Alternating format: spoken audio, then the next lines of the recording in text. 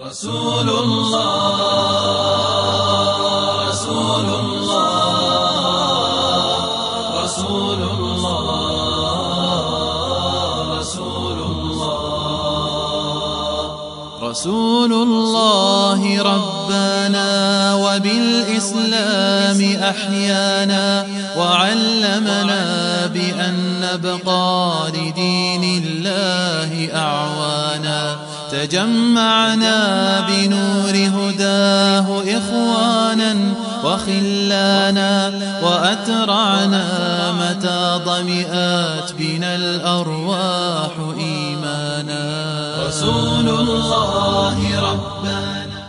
Oh, I made my way to my favorite example. You don't have to raise your hand, but if you can, if you raise it, I'll feel good about myself. How many people know Ajatul Qursi? Ajatul Qursi. The last example of the evening I want to share with you is Ajatul Qursi. Okay, we're going to recite it together. أعوذ بالله من الشيطان الرجيم. الله لا إله إلا هو الحي القيوم لا تأخذه سنة ولا نوم له ما في السماوات وما في الأرض من ذا الذي يشفع عنده إلا بإذنه يعلم ما بين أيديهم وما خلفهم ولا يحيطون بشيء من علمه إلا بما شاء وسع كرسيه السماوات والأرض وهو العلي العظيم. Ajatul Qursi is made up of 9 sentences. Ajatul Qursi has 9 sentences. I'll walk you through them. Allahu la ilaha illa huwa al-hayyul qayyum, number 1. La ta'khudhuhu sinatun wa la nawm, number 2. Lahu ma fis samawati wa ma fil ard, number 3. What's number 4? Man dha alladhi yashfa'u 'indahu illa bi idhnihi, that's number 4. Ya'lamu ma bayna aydihim wa ma khalfahum, number 5. Then وَلَا يُحِيطُونَ بِشَيْءٍ مِّنْ عِلْمِ إِلَّا بِمَا شَاءَ, number 6. Then وَسِعَ كُرْسِيُّهُ السَّمَاوَاتِ وَالْأَرْضِ, number 7. وَلَا يَؤُودُهُ حِفْظُهُمَا, number 8. وَهُوَ الْعَلِيُّ الْعَظِيمُ, number 9. 9 sentences. The first sentence is Allahu la ilaha illa huwa al-hayyul qayyum. It's a beautiful sentence which ends with 2 of Allah's names. What are those 2 names? Al-Hayy, Al-Qayyum, the living and the source of all establishment. Everything stands and exists and is maintained because of Allah.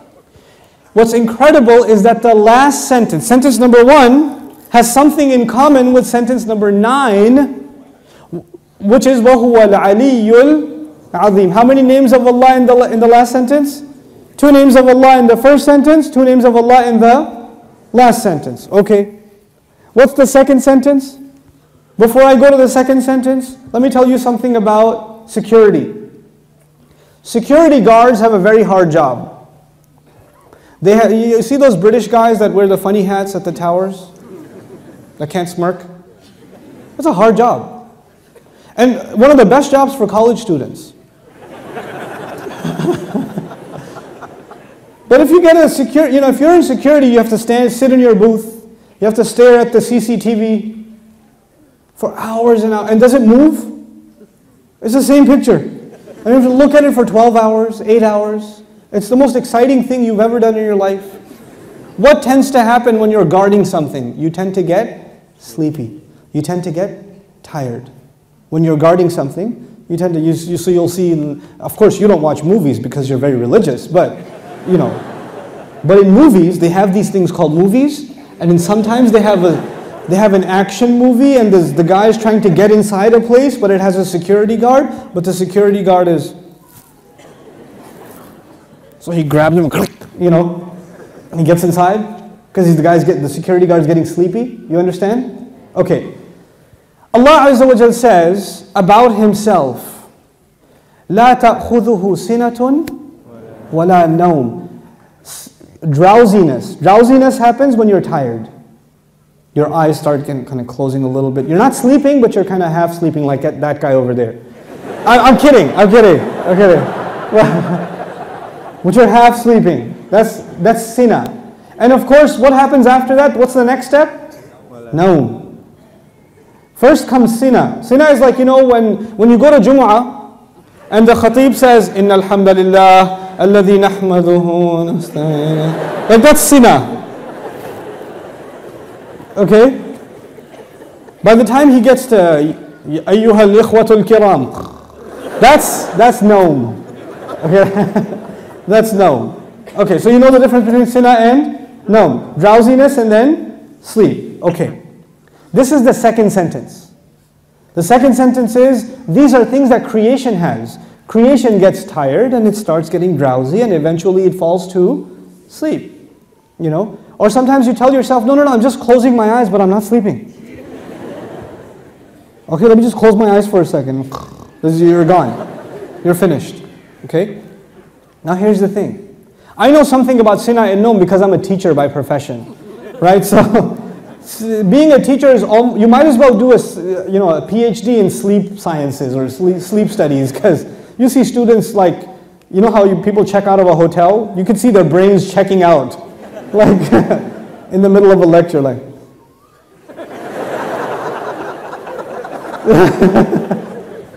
It's the best.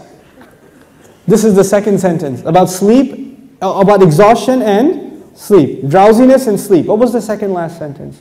وَلَا يَؤُودُهُ حِفْظُهُمَا.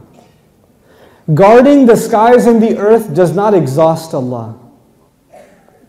When someone's exhausted, what do they get? Sina and Noum. The second sentence is actually connected to the second last sentence. لا تأخذه سنة ولا نوم ولا يؤوده حفظهما. He says له ما في السماوات وما في الأرض. He owns whatever is in the sky and the earth. Now before I tell you further, you need to understand the difference between two words, two names of Allah, Malik and Malik. Two names of Allah, Malik and Malik. I hope I can explain this difference to you because it will make you appreciate these ayat like nothing else. Malik is an owner. Malik is an owner. Malik, I already told you today, what is Malik? King. Is there a difference between a king and an owner? Yes. You are the owner of your pen, but you do not say, I am the royal sovereign of this ink pen. You don't do that. That doesn't make a lot of sense. You understand? Owners can be of small things. You can own a car, you can own a computer, you can own a phone, but you're not going to be the king of it.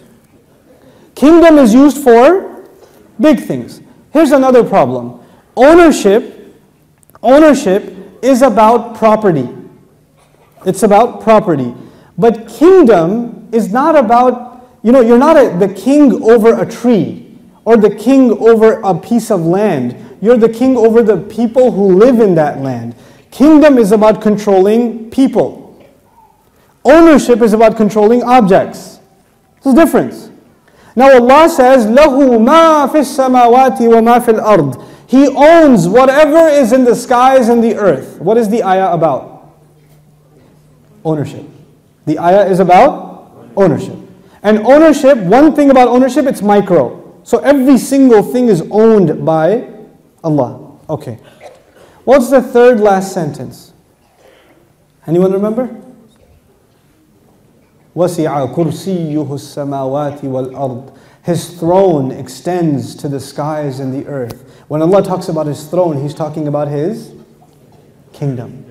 One dimension of control is ownership. The other dimension is kingdom. Both completing the picture.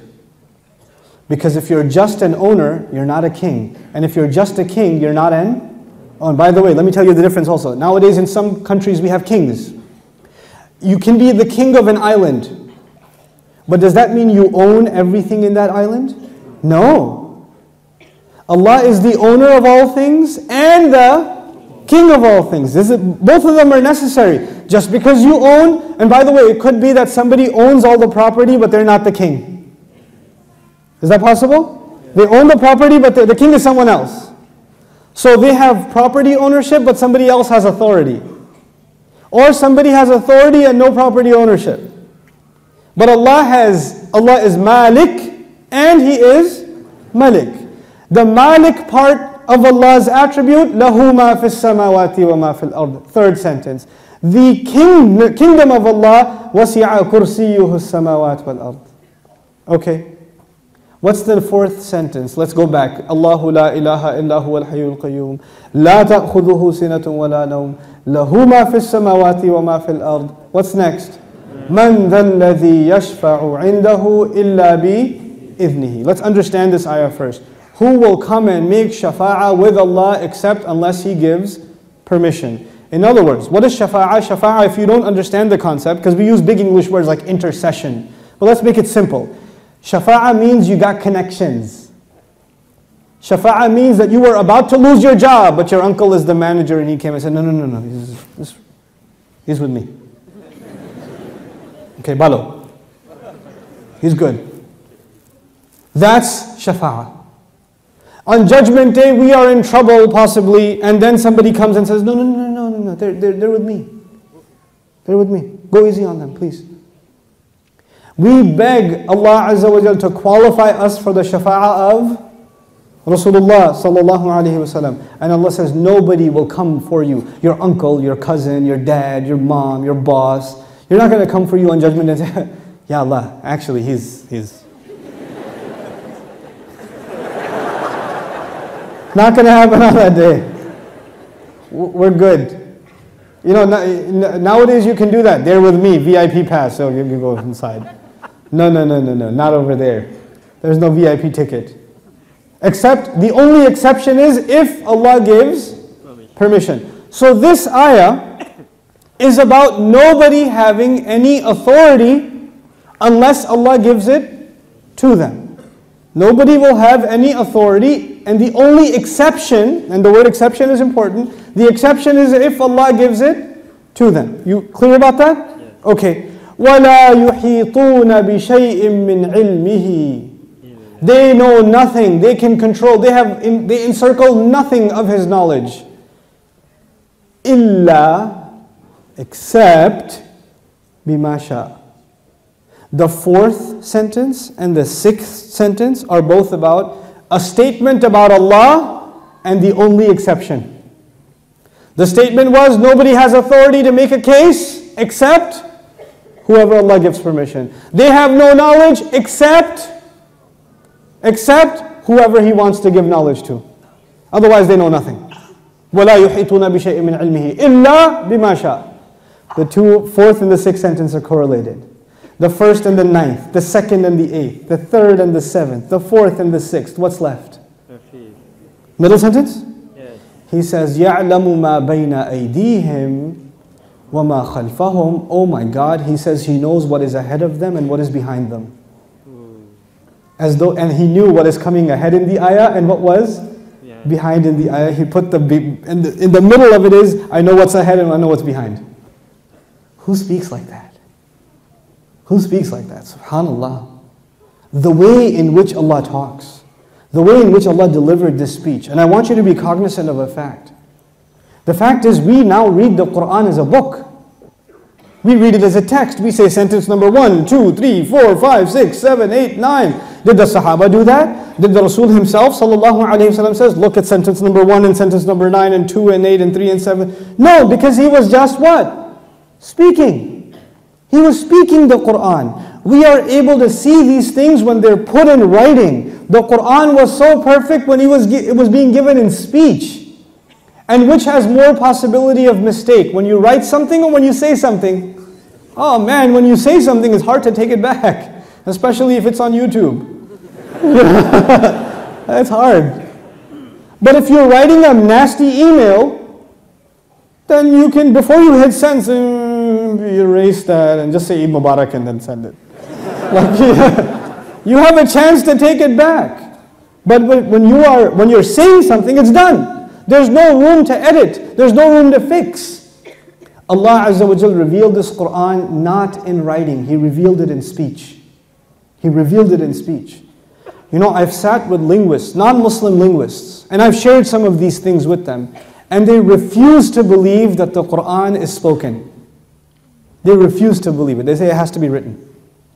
It can't be spoken. I was like, you're right, it is written, just not in this world. It is written. You know, it's fi lawh al-mahfuz. It is written.